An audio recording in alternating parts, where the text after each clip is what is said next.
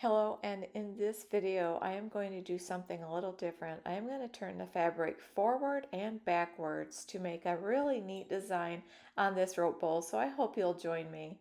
I start out by putting my sewing machine on the zigzag stitch, then I will do the widest length and the widest width. Here I just want to show how you can take the core out of the rope. You want to take just a little bit of that out. That way when you get ready to start your rope bowl, it's not so bunchy. At the very beginning, it is a little difficult to get it started. You just have to hold everything down, and then I will put a little piece of tape on there and cut most of that off, but you can tell how tiny that makes that beginning spot. And that is just perfect. It is ready to begin. So what I like to do to start it, I try to get it as big as possible before I start sewing it. About the size of a quarter, maybe a little bit bigger, whatever you can hold on to and have it not get away from you. And then place it underneath your foot and get ready to sew it down.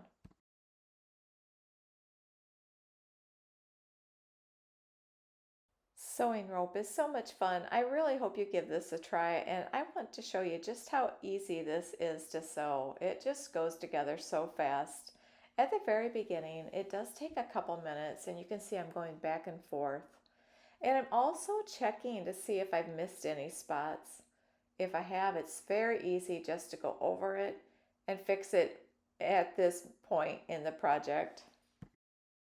I have had people ask me too where I get my rope, and a lot of times I buy it at Walmart or I'll go to my local hardware store and get the rope. The size is 3/16". You can also find it on Amazon. There's several different places to get it there. So I'm just going to continue going around and around with this. I did speed this up a little bit, but just look how easy this is. With my thumb, I'm able to hold it, to keep it going, not tangling. That's another thing I could point out. Before you start, you definitely want to get your rope not tangled. You want to make sure it's free of all the tangles, and then it seems to go so easy that way. Also, I did want to point out that little spot there that I had missed. I'm always checking to make sure if I missed it, we just want to fix it now. I have rope bowls all sizes, but I seem to always come back to the 4-inch one. I really like that's a nice, good size. It works good for so many things. So I'm going to stop right there, and I'm going to get ready to start working on the sides. But before I do that, I want to cut the fabric. This is going to be my pattern. I'm going to use that, and I'll just draw around it and cut my 2 circles out. And here I am using that blue marker again. I've been leaving a link to this because I don't know if this is just a special or what, but right now Amazon has about 10 of those for $7.97. Maybe it's $7.99. It's one of those. It's a fantastic deal. They work great. And then now I'm just going to go ahead and cut this out. I wanted to show you with the scissors and also wanted to show you with a rotary cutter, and you decide which way is faster.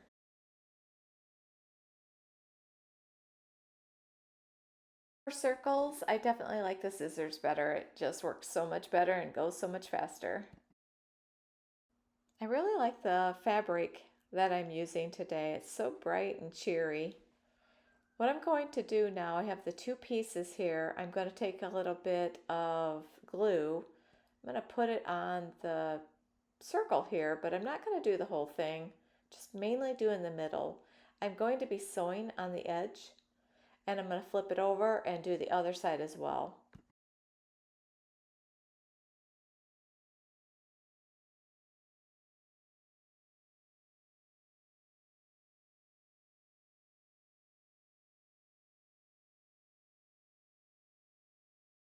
And then once it's secure, I'm going to go around and check the edge. If it's hanging over a lot, I'm going to trim that off and get it ready to sew it down with a zigzag stitch. For me, when I work on these projects, it works better for me to put the rope in the back behind the project. So as I'm going forward, it's unwinding the rope, making it where the rope does not get caught in the way. Because I didn't have the edge caught as good as I wanted, I decided to go around it again, and you could see where the rope was getting in my way. Now I'm going to take strips and cut them into 3/4 of an inch. I have found that is the perfect width for me. I have tried 1 1/4, I've tried a half, but 3/4 of an inch seems to be the sweet spot that works the best for wrapping around the rope for me. This is where it is so much fun to get creative. There's so many different ways to do this. What I decided to do was put a strip of fabric in each corner. Once I get that done, I want to go around and sew that down, anchor those into place. Once I get that all done, I am going to take some more of that fabric, but this time I'm going to go the opposite direction. Here I just want to show you how I'm adding in the second fabric, but this time the fabric is facing face up. And then you just want to go back and forth all the way around until you get the depth that you want of the rope bowl.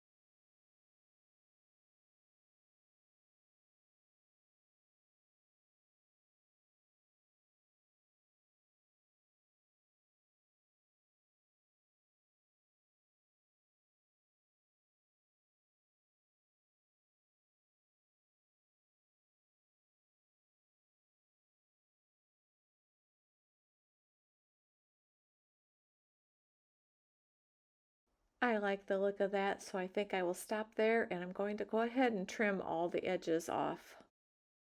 I decided the first two that I cut here, I cut a little short, and after I looked at that, I decided for the rest of them, I want to leave 1/4 of an inch. That way when the rope comes back through, it should cover up the ending of the fabric. That really works well. It covers it just perfect all the way around.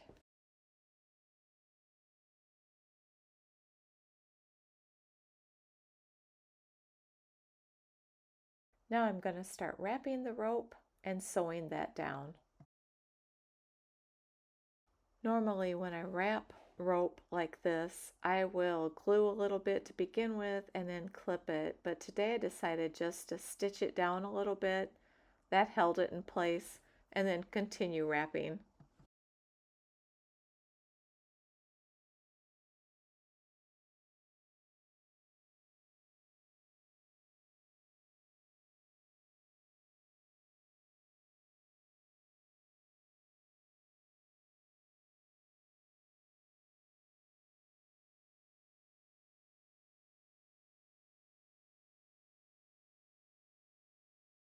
There are a lot of different ways to end a basket.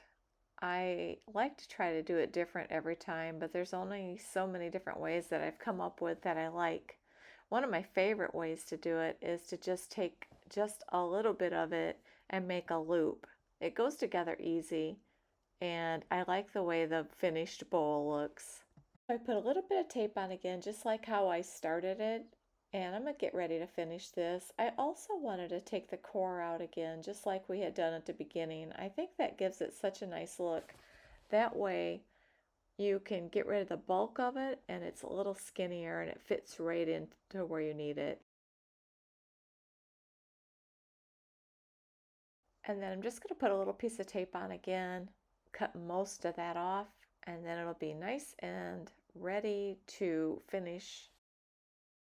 You could glue this down or just finish it like this with giving it a few stitches. I like the stitches if when I can do it, I feel like it makes it a lot more secure.